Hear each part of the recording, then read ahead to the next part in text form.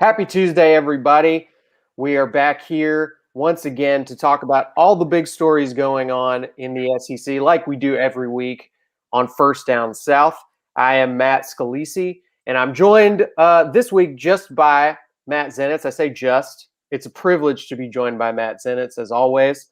We do not have John Talty with us this week, so it's just a two-man show here, and we're gonna keep this relatively quick. We'll give you the hurry up, no huddle version of First Down South. But Matt, it's a time of year for the SEC where usually we're entirely focused on spring football, at least here in the state of Alabama. But it's been an interesting year in the NCAA tournament. That part of the year for the SEC has finally come to a close with Arkansas being eliminated last night. So the SEC is out of the NCAA tournament at this point, but a pretty good year for the league overall, and definitely a marked advancement for the SEC champion this year, both in the regular and conference tournament part of the season. The Alabama Crimson Tide, they are ultimately eliminated by UCLA in the Sweet 16. A disappointing loss for Alabama, but when you pull back and look at the big picture of this season for Alabama, this is definitely a place they haven't found themselves in quite some time. Yeah.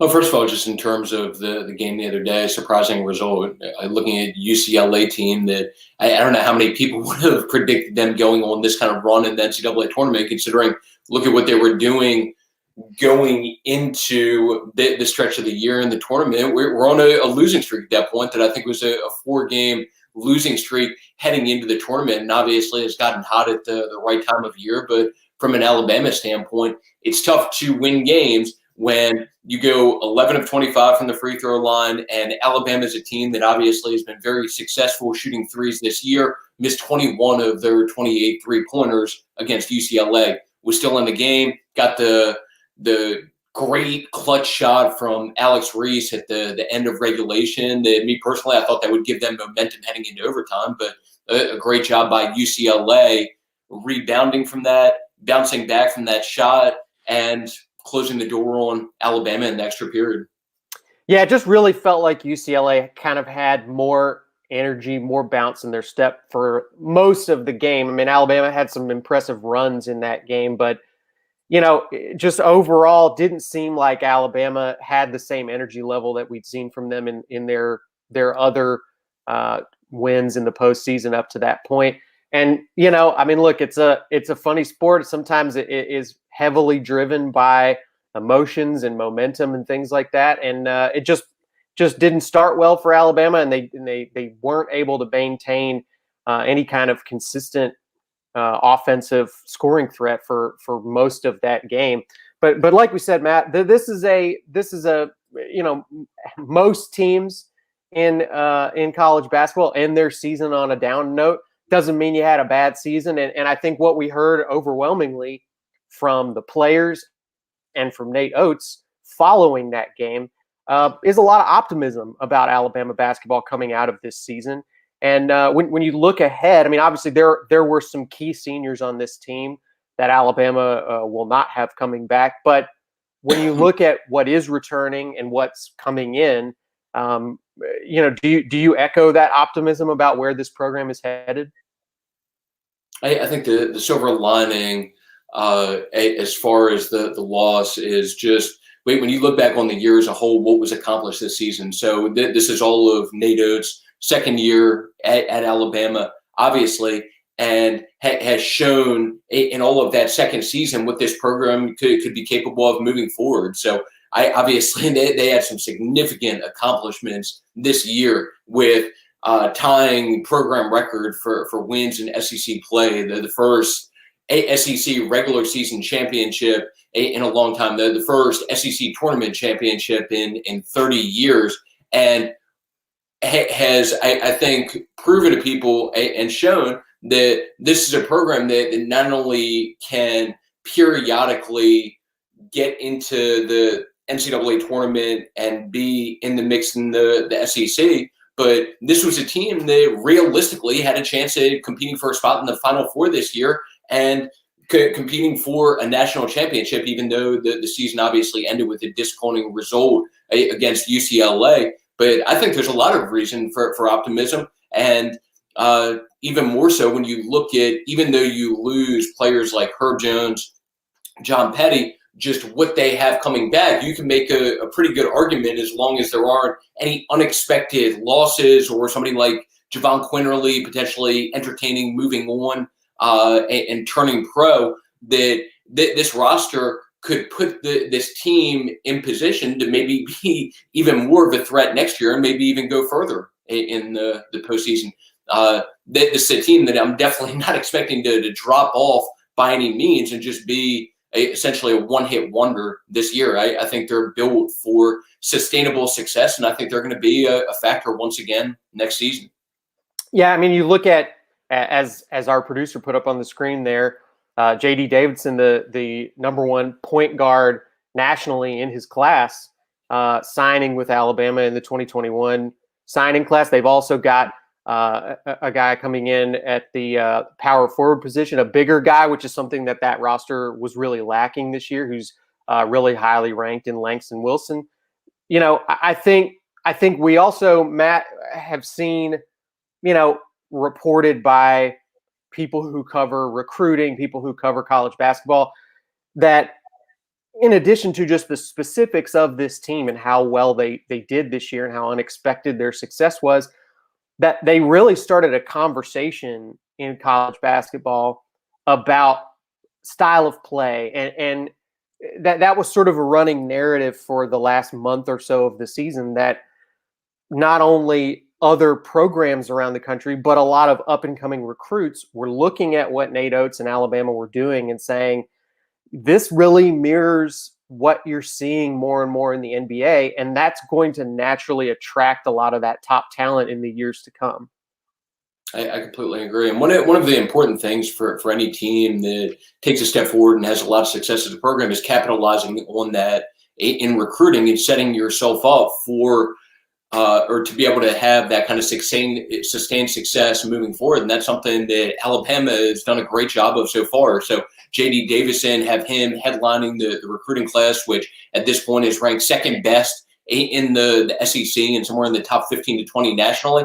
And the interesting thing for Alabama is not only do you have JD Davison and two other highly ranked guys to go along with that, but you could potentially have a couple more additions at some point in the near future, which if you get those guys, combination of a transfer into Maury Burnett, and then a highly ranked recruit in Charles Bediako, I think that's how I'll pronounce his last name, but another highly ranked guy as a recruit. If you manage to secure the two of them, which is going to be one of the important things for this staff moving forward, just the recruiting process with those two guys, this could be a roster that once again you can make a real argument maybe even better and even more dangerous and scary for other teams than the one this year that obviously went 16-2 in the SEC, won the SEC, and advanced to the Sweet 16. They're definitely setting themselves up well for moving forward and capitalizing on that success from a recruiting standpoint, which really bodes well for them moving forward. And look, I know it wasn't a factor this season because we're in the midst of a pandemic. Attendance was limited because of safety reasons. But I do think that for Alabama, a big part of long-term success, I mean, look, you got to have a good coach. You got to have talent.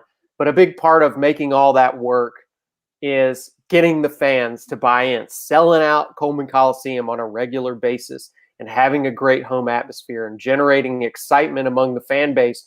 It's been something that has been very difficult for Alabama to consistently do as a program. I think both the style of play, the success of this season, the timing of it, those are working in the favor of this fan base. But I really do think, and you know, Matt, you're a pro. You cover this program from sort of the inside out. As a guy that has seen it from the outside in for a good bit of my life, to me, I think the biggest thing that this program could do to get those fans fully bought in and excited is just make it feel like a normal thing for Alabama to be in the NCAA tournament. Don't make it feel like something that happens once every 5 years or so. I think sustained year-to-year consistent success is the biggest way to get fans bought in because look, this is a fan base that doesn't like being disappointed. They don't like being embarrassed. And I think they want to feel safe cheering for the team. They want to feel like if they emotionally invest in this program, they're not going to get disappointed more often than not. So I think next year, like you said, Matt, there's going to be some possibilities from a talent standpoint. But I think it's a big opportunity to really get to the next level with this fan base by showing them, look, we had a great season last year, but this is going to be normal here now. We're going to go to this tournament every year. Yeah. And I would be absolutely shocked at this point if this team isn't right back in the mix next year. So once again, I know we've talked about it a little bit already, but this staff has done a really good job setting this program up for moving forward and have set some players that are going to be really interesting to follow going into next year, including the aforementioned JD Davison, who, let's not forget, is the number 1 ranked point guard nationally in this year's recruiting class, and somebody who is a really significant get for them from a recruiting standpoint. And then to be able to team him up with some of the other talented young guys on the roster, not only the Jaden Shacklefords of the world, but potentially Javon Quinterly, Josh Primo obviously flashed throughout the course of the season, and set some other young guys to go along with that. It's going to be a team that, once again, I would be shocked if they're not right back in the mix and a significant factor, not only in the SEC, but nationally come next year. And they'll have a little bit more of a target on their back next year, most likely, too, after what they've just done this season. So, look, all of it adds to it, adds to the excitement, adds to the hype of basketball season. And you and I, as guys who've covered athletics at Alabama for a while, it's a change, but it's a welcome change to see people really taking interest in basketball at Alabama now and this becoming a big deal. So, we'll see how things go in the future, but hopefully this interest is maintained, and the best way to do that is for the team to continue having success. So we'll see. But Matt, let's moving away from basketball for a bit. Let's talk about Pro Day. We're in the thick of the build up to the NFL draft at this point, where we are just about to enter April, which is draft month. It's a different year. There wasn't an NFL combine in Indianapolis. Things are working a little bit differently. It's much more heavily dependent on these individual pro days at programs like Alabama, where there are quite a few prospects showing off for NFL scouts. Today will be Alabama's second pro day, and we will see, at least one player that we didn't see the first time around. But there's a couple of guys not participating today. We're not going to get Devontae Smith. We're not going to get Jalen Waddle. Both of those guys continuing to rehab from injuries. It sounds like there's a good chance we're going to see Najee Harris at this point, even though he also is still sort of dealing with an injury from the season. Anything else we know about that at this point? So it's going to be a limited number of guys out there today, so I don't have the exact number, but I would say that the biggest things as far as being interesting with the second pro day would be a second opportunity for Mac Jones to throw the ball. That's going to be happening today. And then Najee, even though he's not going to be running the 40, will be taking part in position drills and catching passes for Mac Jones. Yeah, so definitely a big opportunity for Najee. And for Mac, he's continuing to see the hype build around Mac Jones. And in fact, there's an awful lot of buzz going on regarding Mac Jones and that number 3 pick that San Francisco just traded up to get. It's look, a lot of it's hard to know what information to trust when it comes to the NFL draft. There's so much misinformation that's being deliberately pushed out there by these teams. But when you look at that spot, Matt, I know you're a guy with experience covering the NFL. What do you think about that possibility of San Francisco possibly taking Mac as high as that number 3 spot? It's just kind of crazy the rise from Mac during the course of the last few years, being somebody who probably most people in the SEC world didn't expect to really be much of a factor at Alabama, to going on to have the success that he did in Tuscaloosa, and now being in position where, whether it's San Francisco at number 3 or somebody else, looks to have a very good chance at somewhere or going somewhere in the top 5 to 10 picks. But just that evolution from being that young kind of immature guy who, I mean, we've talked about it before, that Coach Saban used to compare to John McEnroe because of those temper tantrums that he would throw when things weren't going well, to being a guy who has matured both emotionally in terms of his mindset, but also physically to go along with that, to where, I mean, people in the NFL draft world are throwing out comparisons to guys who have won the NFL MVP award, like Matt Ryan's one of the recent ones that's been thrown out there as far as a comparison, which is never bad as a quarterback making the jump from college to NFL level to be compared to a former NFL MVP.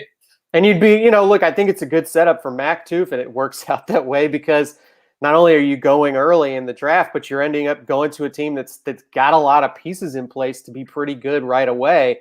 You're not coming in as, a project guy that they're then going to have to spend subsequent years building around you to even give you a chance to be successful. So kind of an ideal situation for Mac if it works out that way. Matt, I want to talk about some of the other guys, though. We sort of previewed the other pro day when it was coming up, but just what are you hearing in terms of how some of the guys who performed at the first pro day, besides Mac Jones, are looking at this point? What were some of the winners from that first pro day, just in terms of what we've started to hear about them and the way that NFL teams are looking at some of these other prospects? I think it's fair to say that Patrick Surtain was the star of that first pro day. I think it was Senior Bowl director Jim Nagy who put out a tweet afterwards that essentially said something along the lines of checked all the boxes, or that the day couldn't have gone much better. And that's the consistent feedback related to just his performance. So posted 40 times, somewhere in the 4.41, 4.42 range. Posted numbers across the board in drills that would have ranked in the top tier of corners, DBs at last year's NFL scouting combine. And just overall, it did nothing but help his positioning. And obviously was a guy going into the pro day that was already in position to be one of the top 2 corners taken in this year's draft and a potential top 10 draft pick. I would say somebody else to go along with that tested out really well, Alex Leatherwood. So that there are still a lot of question marks in the NFL world about whether he's a better fit at tackle or guard. But if you look at what he did during the drill portion of the pro day, it was really impressive. So posted 40 times, somewhere in the 4.95 range, which for somebody 6'5", 315 or whatever it was that he measured in at, obviously a really impressive time. Could probably beat Matt Scalisi in a race. Had a 34.5-inch vertical jump, and just overall looked really good. Let me just say, definitely could beat Matt Scalisi in a race. Yeah, but one thing that one NFL evaluator did point out afterwards is that, in his opinion, Alex is, to him, still a better athlete than he is a football player, and still has concerns about his ability to transition to the next level and be a top player there. But as far as what he showed, that the evaluators that were there last week, the teams that were there last week, definitely showed some athleticism that most people that size probably don't have. I think that's fair to say. And we know that NFL GMs and scouts put a little bit more of a premium on pure athleticism because a lot of times they sort of tend to look at these things as saying, look, guys can develop over time. We can develop him. We can teach him and fix the parts of his game that are not where they need to be right now. But you can't teach athleticism, and you'll often see guys, with raw talent, but maybe didn't perform as well as they could have in college, end up sort of getting a little bit of a benefit of the doubt from that.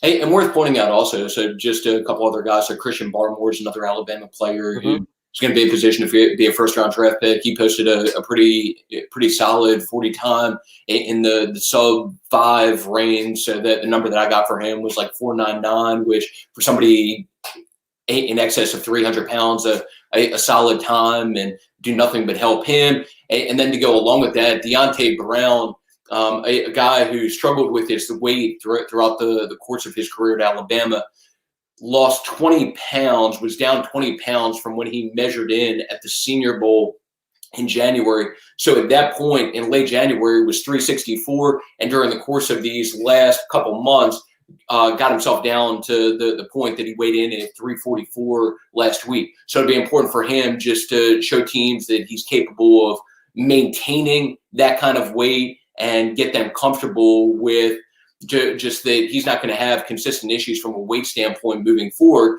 But that was something noteworthy with him, that he was able to drop those 20 pounds just during the course of a 2-month period. Matt, there's an ongoing streak at this point of Alabama having wide receivers taken in the first round. We talked about earlier that Jalen Waddle and Devontae Smith are not going to be working out today. They're really not going to work out probably at all for anybody before the draft. At this point, do you see any risk of that streak ending of Alabama having wide receivers taken in the first round? I think it's going to be the same thing as last year. So if I remember correctly from last year, Alabama not only had 2 receivers go in the first round, but had 2 go in the top 15. I'd say there's a pretty good shot that ends up being the case once again this year. Pretty remarkable stuff. I think that the first couple days of the NFL draft will be exciting for Alabama fans, as always, this year. And we'll definitely be covering that, both from a minute-by-minute coverage of the draft as it happens, but also, as a lot of you know, we embed with a couple of players from Alabama and Auburn every year and follow their journey all the way up to the draft. And we're very excited to show you guys this year, once that finished series comes out. We are going to be embedded this year. I think it's safe to go ahead and tell everybody we're going to be with Anthony Schwartz on the Auburn side, and we're going to be with Najee Harris on the Alabama side. So we've got a lot of really cool stuff that we can show you. Probably in the few weeks heading up to the draft, you'll start to see those videos come out, and then obviously we'll be with them through the draft and show you the full thing as soon as we know where they're going. So we're excited about that. Matt, you do a great job of covering all this stuff as always. Your sources are always rock solid, and we appreciate the information you give us about how this is all going for these future NFL players.